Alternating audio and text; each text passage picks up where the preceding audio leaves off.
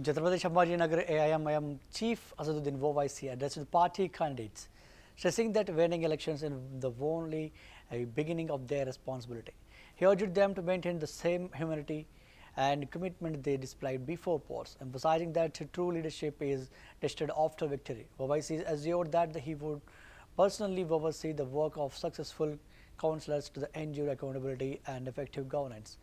He highlighted his vision of strengthening the margins in Aurangabad, focusing on grassroots development and public service. His remarks were aimed at motivating candidates to prioritize people's welfare over political gains, reinforcing the party's commitment to building credibility and expanding its influence in the region. मैंने कहा यकीनन मेरे भाई आपने जो कुछ भी कहा मैंने उसको सुना और इंशाअल्लाह ताला हम आगे उस पर मिलकर काम करेंगे। तो ये जो हमारे 48 कैंडिडेट हैं, मैं आपसे भी कह रहा हूं कि इलेक्शन जीतना बहुत आसान है, मगर जीतने के बाद आपका असल इम्तिहान शुरू होता है। उस जीतने के बाद अगर आप जो इलेक्शन के दौरान जो रवैया रखते हैं, उसी इखलास और मिलनसारी के रवैये को बरकरार रखिए। गरीब अगर आपके घर को आता है तो उससे मुलाकात करिए, एक वक्त बनाइए कि अवाम के दरमियान में जाकर मुलाकात करिए, अवाम की तकालीफ को दूर करने का काम करिए, ओहदेदारों से मिलिए।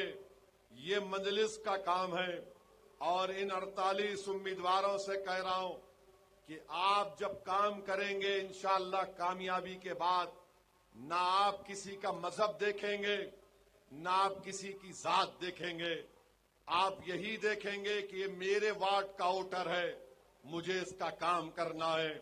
और मैं आपके दरमियान में खड़े होकर ये वादा कर रहा हूं कि मैं उन तमाम बड़ी तादाद में जो हमारे कॉरपोरेटर्स कामयाब होंगे, मैं पीछे रहकर इनसे काम करवाऊंगा।